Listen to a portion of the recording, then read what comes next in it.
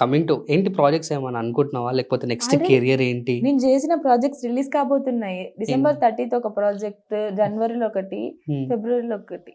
Yeah. అన్ని ready to release ఉన్నాయి. కొంచెం కొంచెం వర్క్స్ ఉన్నాయి చిన్న చిన్నవి. అవి అవి కంప్లీట్ అయితే రిలీజ్ ఏం అయిపోతుంది. ఏం ఏమైనా పేరు ఏమైనా చెప్పచ్చా? లీక్ ఏమైనా పేరు వద్దు, సర్ప్రైజ్ మళ్ళీ ప్రెస్ మీట్ పెట్టి చేస్తాను. ప్రెస్ మీట్ ఏంటి చెప్తా. Hmm. సో మంచి కాంప్లిమెంట్ ఎక్కడి నుంచి వచ్చింది? మంచి బెస్ట్ కాంప్లిమెంట్ అంటే ఇప్పటివరకు సెలబ్రిటీ దగ్గర నుంచి అంటే? సెలబ్రిటీ దగ్గర నుంచి అంటే నేను మొన్న రీసెంట్ గా నేను బిగ్ బాస్ నుంచి బయటకు వచ్చిన వెంటనే షోకి వెళ్ళాను, ఒక అవును. షోకి. Hmm. సో అది మళ్ళీ నాకు ఒక షో కొత్త ప్రాజెక్ట్ వచ్చిందనమాట.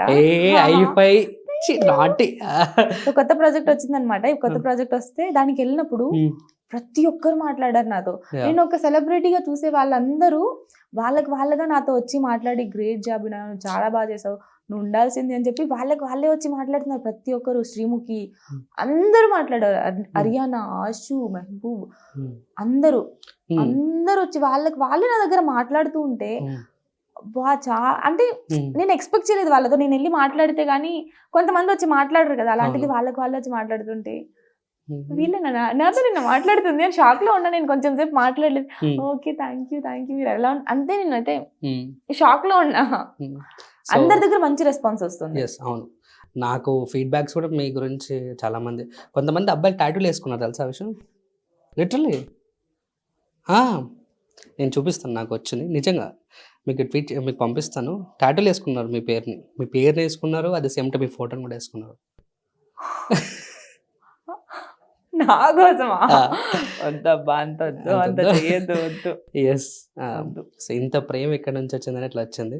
నాకు అర్థం కావట్లేదు ఎక్కడి నుంచి వచ్చింది. ఎస్, అండ్ ఓవరాల్గా అండ్ ఆర్జీవి గారు ఉంటారు కదా, so how do you feel like మీకోసం ట్వీట్ చేయడం అవన్నీ వచ్చిన తర్వాత విన్నప్పుడు ఎలా? చాలా హ్యాపీగా ఉంది. అంటే ఒక అంత పెద్ద పర్సన్ ఇంతకు ముందు వేరే వాళ్ళు వెళ్ళినా వాళ్ళు తెలుసున్నా కూడా వాళ్ళ కోసం ట్వీట్ చేయలేదు, నా కోసమే ట్వీట్ చేశారంటే అబ్బా, నాకు దాన్ని ఎలా ఎక్స్ప్రెస్ చేయాలో కూడా తెలియట్లేదు. అవునా? ఆర్జీవి గారు మీరు విన్ అయితే హగ్గిస్తాడు. ఇప్పుడు విన్ అయ్యారు ఆటోమేటిక్గా అందరూ కదా, మీరేమిస్తారు ఆర్జీవి గారు గిఫ్ట్ ఇవ్వాలనుకుంటారు? సింగింగ్ రే నేను ఆలోచించలేదు దీని గురించి. ఏమి ఇస్తారు గిఫ్ట్ ఒకవేళ ఇవ్వాలనుకుంటా? ఆర్జీవి గారు నిజంగా యాక్చువల్ గా ఆయన వేరే ఎవరైనా గిఫ్ట్లు ఇచ్చినా కూడా తీసుకోరు. ఒక బాటిల్ అయితే ఇస్తా. ఏం బాటిల్? ఆయన తాగేది ఏదైనా పర్లేదు, ఏదైనా ఇస్తారా?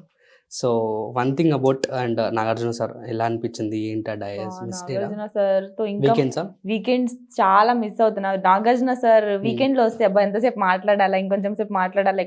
అంటే నాగార్జున సార్ చూస్తూ ఉండిపోతూ ఉంటాం అంతే, ఎపిసోడ్ అంతా బాగుండేది. ఎస్, అండ్ ఫైనల్లీ ఓవరాల్ గా బిగ్ బాస్ ని మిస్ అవుతున్నావో లేదేంటో, ఏంటి బిగ్ బాస్ గురించి ఏం చెప్తావు ఓవరాల్ గా? బిగ్ బాస్ అనేది ఒక వండర్ఫుల్ ఎక్స్పీరియన్స్, ఒక biggest platform for lot of people like me.